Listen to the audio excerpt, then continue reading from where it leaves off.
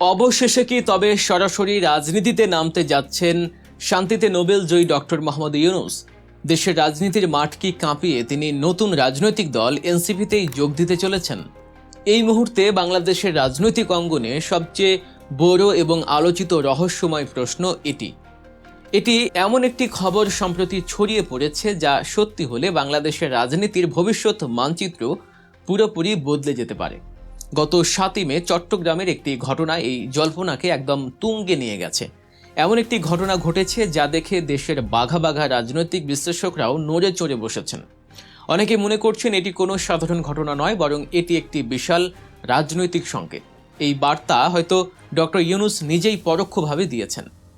কি ঘটেছিল সেদিন চট্টগ্রামে? চলুন একটু বিস্তারিত বিশ্লেষণে যাওয়া যাক। গত 7ই মে বিকেলে চট্টগ্রাম প্রেস ক্লাবে জুলাই গণঅভ্যুত্থানের চেতনাকে ধারণ করে গড়ে ওঠা রাজনৈতিক দল এনসিপির এক বিশাল যোগদান অনুষ্ঠানের আয়োজন করা হয়। সেই অনুষ্ঠানে কন্টেন্ট ক্রিয়েটর, শিক্ষক, চিকিৎসক, সাংবাদিক, প্রকৌশলী, ব্যবসায়ী সহ নানা শ্রেণী পেশার শতাধিক মানুষ একসঙ্গে দলটিতে যোগ দেন।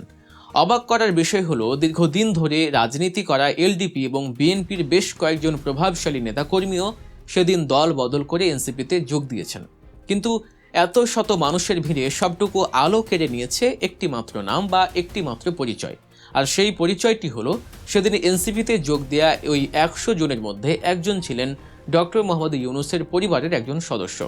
হ্যাঁ, ঠিকই শুনছেন, ডক্টর ইউনূসের নিজের পরিবারের একজন সদস্য প্রকাশ্যে এনসিপিতে যোগ দিয়েছেন। আর এই একটি তথ্যই পুরো দেশে এখন আলোচনার ঝড় তুলেছে। অনুষ্ঠানে এনসিপির আহ্বায়ক এবং বৈষম্য বিরোধী ছাত্র আন্দোলনের অন্যতম শীর্ষ নেতা নাহিদ ইসলাম এবং কুমিল্লার 4 আসনের সংসদ সদস্য হাসনাত আবদুল্লাহ নতুন সদস্যদের ফুলেল শুভেচ্ছা জানান। নাহিদ ইসলাম তার বক্তব্যে বলেন, চট্টগ্রামের মাটি আন্দোলন আর সংগ্রামের মাটি।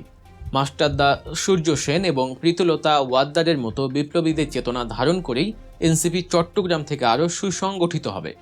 অন্যদিকে হাসনাত আবদুল্লাহ আরও একটি বিস্ফোরক মন্তব্য করেন। তিনি বলেন, দীর্ঘদিন ধরে যারা বিএনপির জন্য ত্যাগ স্বীকার করেছেন, জেল জুলুম খেটেছেন, সেই নেতাকর্মীদের অনেকেই এখন হতাশ হয়ে এনসিপিতে যোগ দিচ্ছেন। তার এই কথাটি মোটেও ছোট করে দেখার সুযোগ নেই। বিএনপির ভেতর থেকেও যখন মানুষ বেরিয়ে এসে নতুন এই দলে যুক্ত হচ্ছেন, তখন এটি একটি অনেক বড় রাজনৈতিক ইঙ্গিত বহন করে। তবে সেদিনের সবচেয়ে বড় রহস্যটি লুকিয়েছিল ডক্টর ইউনূসের পরিবারের ওই সদস্যর যোগদানের মধ্যে। অনেকের প্রশ্ন তুলছেন, এটি কি নিছকই ওই ব্যক্তির একটি ব্যক্তিগত সিদ্ধান্ত, নাকি এর পেছনে অনেক গভীর কোনো রাজনৈতিক সমীকরণ কাজ করছে? এবার চলুন ঘটনাটির আরও একটু গভীরে প্রবেশ করি। এনসিপি আসলে কাদের দল? 2025 সালের 28শে ফেব্রুয়ারি বৈষম্য বিরোধী ছাত্র আন্দোলনের সমন্বয়কদের হাতে ধরে এই দলটির আত্মপ্রকাশ ঘটে। নাহিদ ইসলামকে আহ্বায়ক করে গঠিত এই দলটি মূলত জুলাই গণঅভ্যুত্থানের প্রত্যক্ষ ফসল। বাংলাদেশের ইতিহাসে এটিই প্রথম কোনো রাজনৈতিক দল যারা সরাসরি ছাত্রদের নেতৃত্বে গড়ে উঠেছে। এই দলটির মূল আদর্শ বা ভিশন কি? তাদের লক্ষ্য হলো জুলাই সনদ বাস্তবায়ন করা, সংবিধানের ব্যাপক সংস্কার করা এবং জনগণের ভোটাধিকার বা জনগণের রায় কার্যকর করা। এবার একটু মিলিয়ে দেখুন তো, এই একই কথাগুলো আমরা গত কয়েক মাস আগে কার মুখে সবচেয়ে বেশি শুনেছি? ডক্টর মোহাম্মদ ইউনূস। গণভোটের যে দাবির কথা এনসিপি বলছে, ডক্টর ইউনূস তার প্রেসিডেন্সিয়াল অর্ডারে ঠিক সেই গণভোটের কথাই বলেছিলেন। দেশের কোটি কোটি মানুষ সেই ভোটে অংশ নিয়েছেন এবং 65 থেকে 70% মানুষ তার পক্ষে হ্যাঁ ভোট দিয়েছে। ডক্টর ইউনূস দেশে যে সংস্কারের ডাক দিয়েছেন, জুলাই গণঅভ্যুত্থানের মাধ্যমে ক্ষমতায় এসে যে নতুন বাংলাদেশ গড়ার প্রতিশ্রুতি তিনি দিয়েছিলেন, এনসিপি ঠিক সেই লক্ষ্যগুলো বাস্তবায়নের কথাই তাদের দলীয় ম্যানিফেস্টোতে বলছে। তার মানে দাঁড়ালো, ডক্টর ইউনূস যা চান, এনসিপিও ঠিক তাই চায়। দুজনের আদর্শ এক, দুজনের লক্ষ্য এক। তাহলে প্রশ্ন আসাটা স্বাভাবিক, এই দুটি শক্তি কি শেষ পর্যন্ত এক বিন্দুতে মিলিত হবে? ডক্টর ইউনূস কি তাহলে সত্যি এনসিপিতে সরাসরি যোগ দেবেন? অন্তর্বর্তীকালীন সরকার যখন গঠিত হয়েছিল, তখন থেকে দেশের রাজনৈতিক মহলে একটি ফিসফাস চলছিল। অনেকেই বলাবলি করতেন, এনসিপি দলটি জন্মই হয়েছে ডক্টর ইউনূসের ছত্রছায়ায়। নাহিদ ইসলাম, হাসনাত আবদুল্লাহ কিংবা সার্জিস আলমরা আসলে ডক্টর ইউনূসের ভবিষ্যৎ রাজনীতির জন্যই মাঠে প্রস্তুত করছেন। যদিও এনসিপি নেতারা সবসময়ই এই দাবি নাকচ করে এসেছেন। তারা বারবার বলেছেন, এনসিপি একটি স্বাধীন রাজনৈতিক দল এবং এটি কারও ব্যক্তিগত প্রকল্প নয়। কিন্তু বাস্তব রাজনীতিতে মুখের কথার চেয়ে কাজের মূল্য অনেক বেশি। চট্টগ্রামে ডক্টর ইউনূসের পরিবারের সদস্যের উপস্থিতি পুরনো সেই সন্দেহকে যেন নতুন করে উস্কে দিয়েছে। তবে ডক্টর ইউনূস সরাসরি কোনো রাজনৈতিক দলে যোগ দেবেন কিনা তার পেছনে বেশ কিছু গুরুত্বপূর্ণ বাস্তবতা আমাদের মাথায় রাখতে হবে। ডক্টর ইউনূস কোনো সাধারণ মানুষ নন, তিনি একজন শান্তিতে নোবেলজয়ী, একজন বিশ্ববরেণ্য ব্যক্তিত্ব। সরাসরি দলীয় রাজনীতিতে নামা তার জন্য খুব একটা সহজ সিদ্ধান্ত হবে না। কেন সহজ হবে না? কারণ একবার যদি তিনি কোনো দলের হয়ে মাঠে নামেন, তবে তার আন্তর্জাতিক যে নিরপেক্ষ ভাবমূর্তি আছে সেটি প্রশ্নের মুখে পড়বে। পশ্চিমা বিশ্ব এবং আন্তর্জাতিক সংস্থাগুলো ডক্টর ইউনূসকে একজন নিরপেক্ষ এবং সর্বজনীন সংস্কারক হিসেবে দেখতে অভ্যস্ত। তিনি যদি দলীয় নেতা হয়ে যান, তবে সেই দৃষ্টিভঙ্গি বদলে যেতে পারে।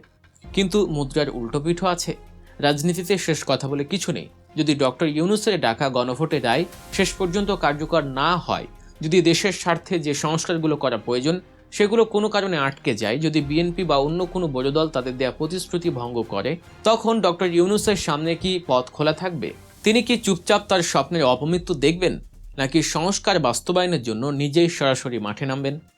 রাজনৈতিক বিশ্লেষকদের একটি বড় অংশ মনে করেন ডক্টর ইউনূস হয়তো এখনই সরাসরি এনসিপি দলীয় সদস্য ফরম পূরণ করবেন না, কিন্তু তিনি এনসিপিকে তার পূর্ণ নৈতিক সমর্থন দিতে পারেন।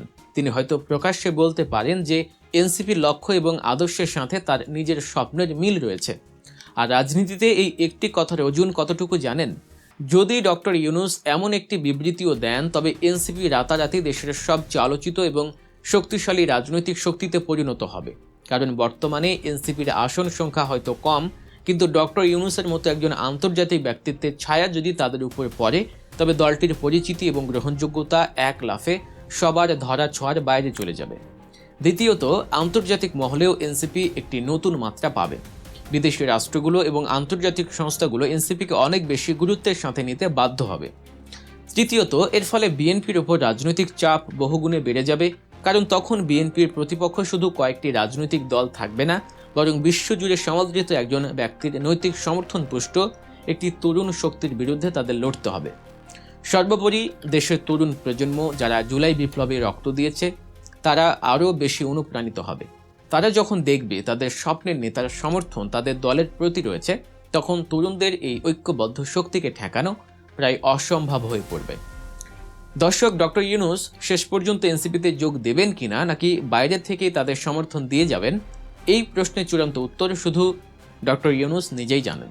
তবে রাজনীতিতে ছোট ছোট ঘটনাগুলোই অনেক বড় ঝড়ের পূর্বাভাস দেয়। চট্টগ্রামে তার পরিবারের সদস্যের যোগদান মোটেও এড়িয়ে যাওয়ার মতো কোনো ঘটনা নয়।